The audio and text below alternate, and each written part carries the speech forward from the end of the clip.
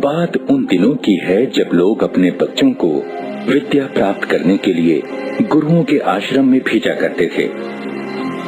बालक वरदराज जब 5 वर्ष का हुआ तो उसके पिता ने भी उसे शिक्षा ग्रहण करने के लिए एक आश्रम में भेजा।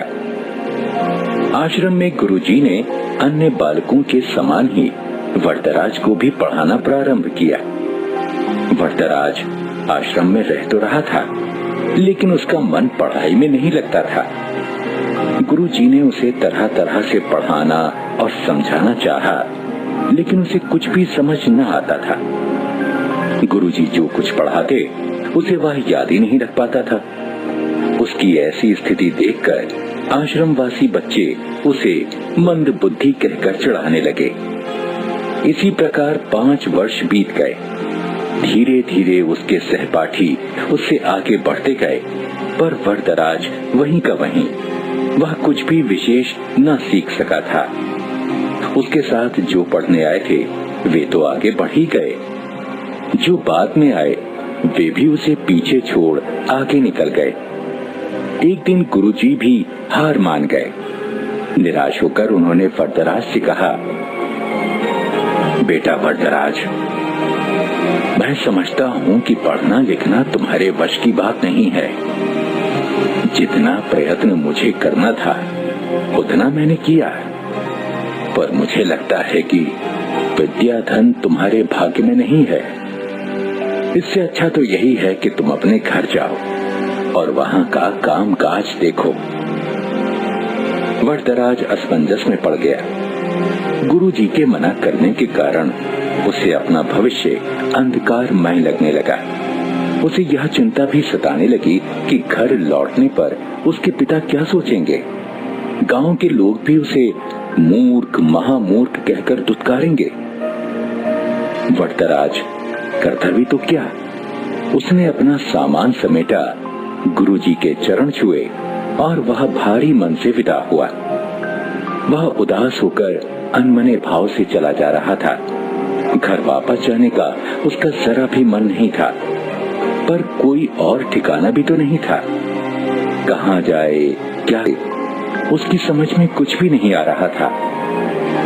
वह सवेरे चला था और अब दोपहर हो आई थी। रास्ते में खाने के लिए गुरुजी ने उसे थोड़ा सत्तू दिया था। उसे भूख प्यास भी लगाई थी। चलते चलते उसे एक कुआं दिखाई दिया। वह पानी पीने के लिए कुएं पर पहुंचा।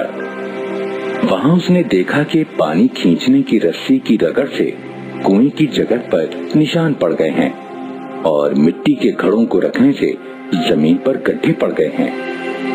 यह दृश्य वरदराज के मस्तिष्क में बिजली की तरह कौंध गया। उसने विचार किया कि जब रस्सी की बार बार रगड़ खाने से कठोर पत्थर पर निशान पड़ सकते हैं, तो क्या लगातार परिश्रम करने से मैं विद्वान नहीं बन सकता? बस फिर क्या था, वरदराज के मन में आशा की किरण जगी। वह बुदबुदाने लगा, मैं भी लगातार परिश्रम करूंगा, अपने पाठों को मन लगाकर बार बार पढ़ूंगा और उन्हें याद करूंगा। फिर देखता हूँ कि मुझे विद्या कैसे नहीं आती। वरदराज ने कुएं पर हाथ मुड़ा और गहरी सांस लेकर आगे की ओर बढ़ा। अब वह सभी प्रकार की चिंताओं से मुक्त था। इतना कि उसे भूख प्यास की भी चिंता नहीं रही थी। वह तेज कदमों से चल रहा था। अब वह दूसरी ही तरह का वरदराज था। वह घर की ओर नहीं बल्कि आश्रम की ओर लौट चला था। सूर्यास्त होने को था। गुरुजी आश्रम की वाड़ा में टहल रहे थे। तभी उन्होंने वरदराज को आते हुए देखा। उन्हें लगा कि शायद आश्रम में कुछ छूट गया हो, जिसे लेने वह लौटा है। वरदराज ने गुरुजी के पास पहुंचकर उनके चरण स्पर्श किए। गुरुजी ने प्यार से पूछा, क्या बात है बेटा, क्या तुम्हारा कुछ सामान छूट गया जिसे लेने तुम्हें लौटना पड़ा? वरदराज नम्रता पूर्वक बोला, हाँ गुरुजी, मेरी विद्या यही छूट गई है, जिसे इस बार मैं अवश्य लेकर जाऊंगा। अब मेरी आंखें खुल गई हैं। मैंने निश्चय किया है कि मैं पूरी लगन और परिश्रम से पढ़ूंगा। अब कभी आपको निराश होने का अवसर नहीं दूंगा। गुरुजी का दिल पसीज गया। उन्होंने वरदराज को गौर से देखा।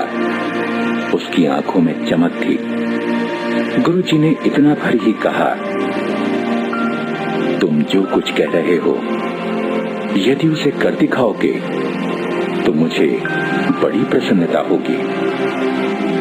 वरदराज ने पढ़ाई प्रारंभ की। अब तो उसकी भूख और नींद पता नहीं कहाँ गुम हो गई थी। वह देर रात तक पढ़ता और कहता सबसे पहले उठ जाता। वह अपना एक क्षण भी व्यर्थ न गवाता। उसने दिन रात एक कर दिए। इसका प्रभाव यह हुआ कि जो पाठ याद करना उसे पहाड़ पर चढ़ने के समान कठिन लगता था, अब वही सरल लगने लगा था। गुरुजी और अन्य बालक वरदराज में आए इस परिवर्तन को देख आश्चर्यचकित रह गए। अब वरदराज की कुंडली प्रतिभावान बच्चों में होने लगी। यह उसकी लगन और कठोर परिश्रम का ही चमत्कार था।